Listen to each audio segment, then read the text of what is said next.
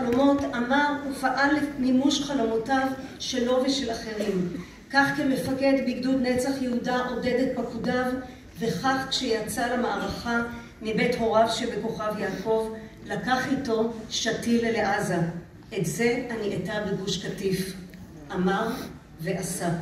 אהבתו לארץ כל כך יקדה, שבשבוע האחרון של חייו עוד הספיק להיפרד ממנה, כשהוא מקיף אותה מקצה לקצה. אותו חיבור פנימי אליה כיוונן אותו להפיק אירוע משפחתי גדול לכבודה של הארץ ולכבודו של סבו אליהו. לקראת הערב, בנוסף לאוכל ולמוזיקה, הכין הראל שלט ענק ומיוחד, עליו כתב את מילות פיוט הגעגוע ארץ הקדושה, שכתב רבי אברהם סלמה לפני יותר מ-500 שנה, ואותו נהגה המשפחה לשיר עוד בחוץ לארץ וגם לאחר עלייתה לארץ. הראל, שכל כך רצה להתחתן ולהקים בית, התחתן עם ארץ ישראל, העיד עליו אחיינו. שתמיד תזכו להיות בה, לא לעזוב אותה, כי מי שאוהב לא עוזב, אמר הראל וקיים את צוואתו כשעלה בסערת הקרב השמיימה. אני מתכבדת להזמין את משפחת שרביט לביצוע פיוט. בבקשה.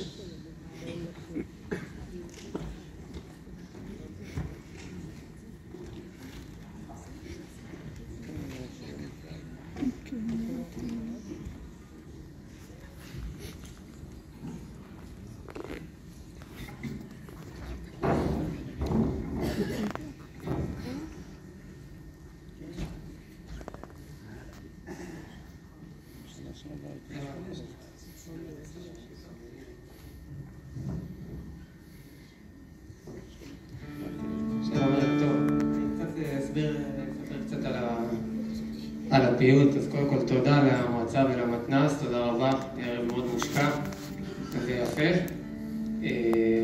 ומרגש. אנחנו שמחים להיות פה ויחד עם כולם. קצת על הפיוט ארץ הקדושה וההלך שלי, הראל. אני האח הגדול, יש אחר כך את הראל, אחר כך את משה ואת נעמה, אחותנו. הפיוט הזה הולך עם משפחת נוח, שזו המשפחה של אמא שלי כבר מגלות כורדיסטן. והיו יושבים ושרים את זה בשבתות ובוכים מגעגועים לארץ ישראל, ארץ שהם רצו, הארץ שעם ישראל רצה להגיע אליה במשך 2000 שנות גלות. יום אחד באו והודיעו להם שעולים לארץ, הם היו בהתרגשות עצומה, הם שרו את זה בדרך, הם שרו את זה כשהם הגיעו פה לארץ, מתוך כיסופים וגעגועים לגלות שהולכת ומתממשת, הולכת ובאה. וסבא אליהו לימד אותנו את השיר הזה, הוא היה שר את זה כל הזמן, גם בימי חול, גם בשבתות. הראל סבא אליהו היה סנדק שלו, היה מאוד קשור לסבא אליהו, ולאורך השנים האחרונות הוא ככה הלך עם הפיוט הזה עוד יותר חזק.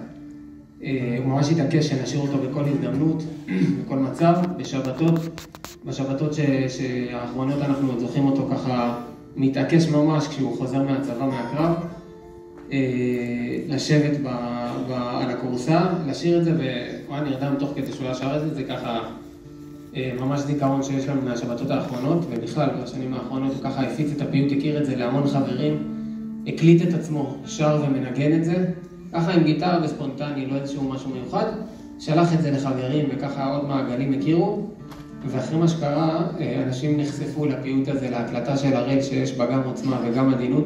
הראל היה אדם מאוד עוצמתי, אדם סוער, דומיננטי, נוכח דעתן, וגם מאוד עדין, מאוד לבבי, מאוד רך, והדברים האלה הם משולבים גם בשירה שלו. אתם יכולים למצוא גם את ביני לנדאו שר את זה ביוטיוב. וכמו שסיפרה המנחה, הראל ככה היה ממש מעורב בהקמה של החווה של אח שלי משה בבקעת הירדן בעמק תרצה לפני 4.5 שנים.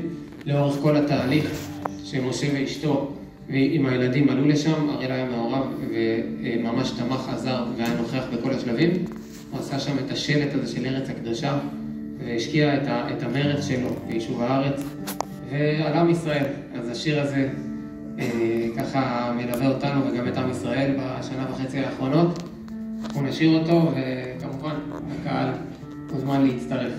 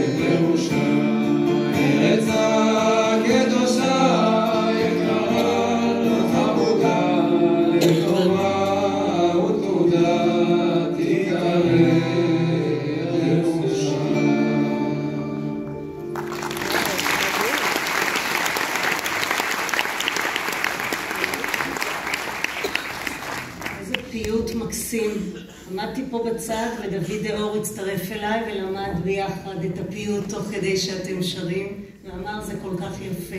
תודה למשפחת שרביט. אורם הגדול שב ומהדהד לנו את אהבת החיים